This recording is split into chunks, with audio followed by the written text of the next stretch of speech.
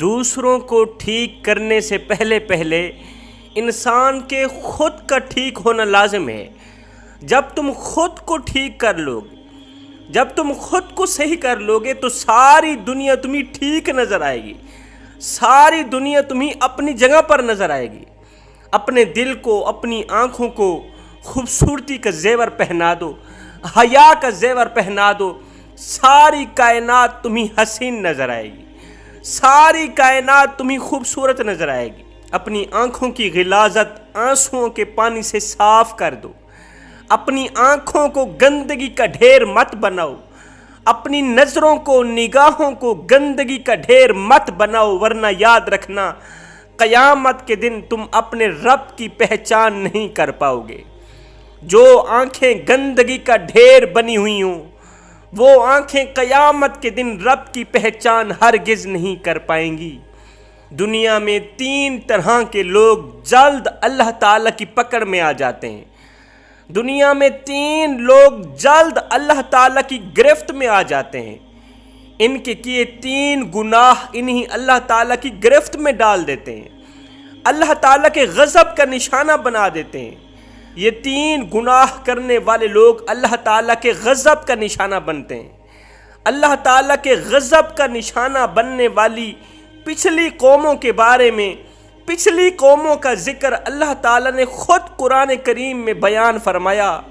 اللہ تعالیٰ نے پچھلی قوموں کے تذکرے بیان کی، پچھلی نافرمان قوموں کے قصے بیان فرمائے تاکہ تم ان سے سبق حاصل کرو کہ ان نافرمان لوگوں کو اللہ تعالیٰ نے آسمان پر اٹھا کر زمین پر پٹخ دیا، ان کو صفحہ ہستی سے مٹا دیا، ان پر عذاب برسا، ان پر قہر ٹوٹا، ان کی نافرمانیوں نے انہیں صفحہ ہستی سے مٹا دیا۔ قرآن مجید میں یہ سب کچھ پڑھنے اور سننے کے باوجود بھی میری قوم نے سبق حاصل نہ کیا، یہ سب کچھ سننے کے باوجود بھی میری قوم نے ان پچھلی قوموں سے نصیحتیں حاصل نہ کیں، سبق حاصل نہ کیے۔ آخر وہ کون سے گناہ ہیں جن کے کرنے سے انسان جلد اللہ کی پکڑ میں آ جاتا ہے، اللہ کی گرفت میں آ جاتا ہے، اللہ کے غضب کا نشانہ بنتا ہے؟ حضرت سیدنا علی المرتضیٰ شیر خدا کرم اللہ وجہ الکریم نے فرمایا پہلا گناہ جس کا شمار گناہ کبیرہ میں ہوتا ہے وہ ہے ماں باپ کی نافرمانی کرنا، ماں باپ کو دکھ دینا، ماں باپ کو درد دینا، ماں باپ کا جینا حرام کر دینا۔ یہ بہت بڑا گناہ ہے۔ میرا دین کہتا ہے، دین اسلام کہتا ہے، اپنے والدین کے آگے اف تک نہ کہو، اپنے والدین کے آگے اف تک نہ کہو، یہاں تک کہ تمہارے والدین کافر کیوں نہ ہوں، تمہارے ماں باپ عیسائی کیوں نہ ہوں، یہودی ہندو کیوں نہ ہوں، ان کی خدمت کرنا، بوڑھے ماں باپ کی دیکھ بھال کرنا، ان کی رسپیکٹ کرنا، عزت کرنا تم پر فرض ہے۔ اگر تم یہ سب کچھ نہیں کرو گے تو تم لوگ گنہگار ٹھہرو گے۔ یاد رکھنا غیر مسلم ماں باپ کی بد دعا بھی تمہیں دنیا و آخرت میں تباہ و برباد کر سکتی ہے، اس لیے تمہارے والدین غیر مسلم کیوں نہ ہوں پھر بھی ان کے آگے اف تک نہ کہنا۔ والدین کی نوکری کرو، ان کی خدمت کرو تاکہ تمہیں دیکھ کے غیر مسلم ماں باپ اپنی اولاد کو کلمہ پڑھانے پہ مجبور ہو جائے، اپنی اولاد کو مسلمان بنانے پہ مجبور ہو جائے کہ جس طرح ایک مسلمان ماں کا بیٹا مسلمان ماں کی خدمت کر رہا ہے، جب ہماری اولاد بڑی ہو جائے گی تو ہمیں اولڈ ہاؤس بھیجنے کے بجائے گھر میں ہماری خدمت کرے گی، ہماری نوکری کرے گی۔ ایک غیر مسلم عورت اپنے 14 سالہ بیٹے کو لے کر فرانس کے ایک اسلامک سینٹر میں آئی تاکہ اس کا بیٹا کلمہ پڑھ کر مسلمان ہو جائے، خود غیر مسلم ہے، آخر وہ کیوں چاہتی ہے کہ اس کا بیٹا کلمہ پڑھ کر مسلمان بن جائے؟ بیٹا اسلامک سینٹر کے آفس میں آیا، ناظم صاحب سے ملا، کہنے لگا کہ میری ماں چاہتی ہے کہ میں کلمہ پڑھ کر مسلمان بن جاؤں، لہٰذا میں مسلمان ہونے کے لیے آیا ہوں۔ اس نے کہا تیری ماں مسلم ہے؟ کہا نہیں، میری ماں عیسائی ہے، میری ماں غیر مسلم ہے۔ حیرت میں پڑ گیا ناظم، یہ کیسے ہو سکتا ہے ماں تیری غیر مسلم ہے۔ ایک ماں کیسے چاہ سکتی ہے کہ اس کا بیٹا اپنے آباء و اجداد والا دھرم چھوڑ دے؟ اس نوجوان نے کہا اس بارے میں کچھ نہیں جانتا، بس میری ماں کا شوق ہے، میری ماں کی خواہش ہے، تمنا ہے کہ میں کلمہ پڑھ کر مسلمان بن جاؤں۔ ناظم صاحب نے کہا تیری ماں کہاں ہے؟ اس نے کہا اسلامک سینٹر کے باہر کھڑی۔ کہا جاؤ اپنی ماں کو لے کے آؤ۔ یہ نوجوان گیا، اپنی ماں کو لے کر آیا، آفس میں بٹھایا۔ ناظم نے پوچھا ماں تو خود غیر مسلم ہے، ایک غیر مسلم عورت یہ چاہے کہ اس کا بیٹا کلمہ پڑھ کر مسلمان بن جائے، میری سمجھ میں نہیں آ رہا۔ یہ میں کیا سن رہا ہوں، کیا دیکھ رہا ہوں کہ ایک ماں کہتی ہے بیٹا اپنے آباء و اجداد والا دھرم چھوڑ دو، کلمہ پڑھ کر مسلمان بن جاؤ، جبکہ تم خود عیسائی ہو، خود غیر مسلم ہو۔ اس عورت نے کہا کہ وجہ یہ ہے کہ ہمارے گھر کے بالکل سامنے ایک مسلم فیملی کا گھر ہے۔ اس عورت کے 2 بیٹے ہیں، ایک ڈاکٹر ہے دوسرا انجینئر ہے، دونوں پڑھے لکھے، ایک ڈاکٹر دوسرا انجینئر۔ یہ دونوں بیٹے جب صبح سویرے گھر سے باہر نکلتے ہیں تو اپنی ماں کے دونوں ہاتھ چومتے ہیں، اپنی بوڑھی ماں کی پیشانی چومتے ہیں، بوڑھی ماں کے قدم چومتے ہیں، ماں سے ڈھیروں دعائیں لے کر اپنے اپنے کام کو جاتے ہیں۔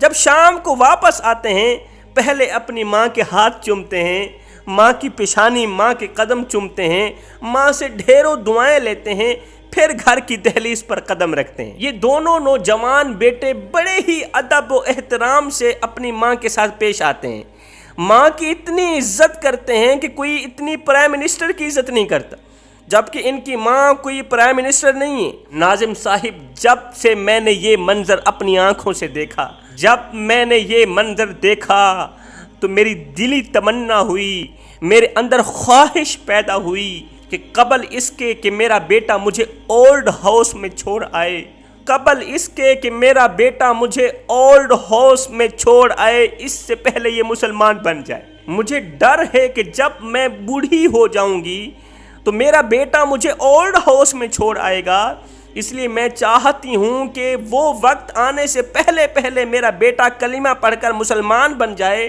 جب میں بوڑھی ہو جاؤں تو بجائے اولڈ ہاؤس کے چھوڑنے کے میرا بیٹا ان مسلمان بیٹوں کی طرح میری خدمت کرے، ان مسلمان شہزادوں کی طرح میری نوکری کرے۔ تو فرمایا اپنے ماں باپ کی اس طرح خدمت کرو، اس طرح نوکری کرو کہ غیر مسلم والدین تمہیں دیکھ کر اپنی اولاد کو مسلمان بنانے پر مجبور ہو جائیں۔ پوچھا گیا یا علی دوسرا خطرناک گناہ کون سا ہے جو انسان کو اللہ کی گرفت میں ڈال دیتا ہے؟ فرمایا دوسرا گناہ ہے شرک کرنا، اللہ کے ساتھ کسی کو شریک ٹھہرانا۔ میرے نبی نے فرمایا زندگی میں کبھی بھول کر کے بھی شرک نہ کرنا، مر جانا، مٹ جانا، ٹکڑے ٹکڑے کیوں نہ ہو جانا، شرک نہ کرنا۔ تیسرا بہت بڑا گناہ کون سا ہے جو انسان کو اللہ تعالیٰ کی گرفت میں ڈال دیتا ہے؟ فرمایا تیسرا گناہ تکبر کرنا، میں کرنا۔ تکبر اللہ تعالیٰ کی چادر ہے، جو انسان اللہ کی چادر کو پکڑ کے کھینچتا ہے نا، اللہ تعالیٰ انہیں صفحہ ہستی سے مٹا دیتا ہے، اللہ تعالیٰ انہیں غضب کا نشانہ بناتا ہے۔ انسان کمزور پیدا ہوتا ہے مگر طاقتور ہوتے ہی خود کو خدا سمجھنے لگ جاتا ہے۔ ہاں کمزور پیدا ہوتا ہے مگر 4 دن کی مہلت پا کر حضرت انسان اپنی اوقات بھول جاتا ہے۔ جب انسان اپنی اوقات بھول جاتا ہے پھر اسے اتنا پتہ بھی نہیں رہتا کہ مٹی کا کھلونا جیتے جی تو بہت شور مچاتا ہے لیکن جب مرتا ہے تو مر ہی جاتا ہے۔ اے حضرت انسان تیرے غرور کی اوقات تو بس اتنی سی ہے، تیرے تکبر کی اوقات تو بس اتنی سی ہے، تیرے اندر چھپی میں کی اوقات تو بس اتنی سی ہے کہ جب تو دنیا میں آیا تھا تو لوگوں نے ہی تیرے ننگے وجود کو ڈھانپا تھا، اور جب تو دنیا سے گیا تھا، مرا تھا، تو لوگوں نے ہی تیرے ننگے وجود کو ڈھانپ کر تجھے رخصت کیا تھا۔ تو غرور کس بات کا کرتا ہے؟ فرمایا یہ 3 گناہ ایسے ہیں جو انسان کو تباہ و برباد کر دیتے ہیں۔ نمبر 1 والدین کی نافرمانی، نمبر 2 اللہ کے ساتھ کسی کو شریک ٹھہرانا، شرک کرنا، نمبر 3 تکبر کرنا۔ یہ 3 گناہ کبھی بھول کر کے بھی نہ کرنا۔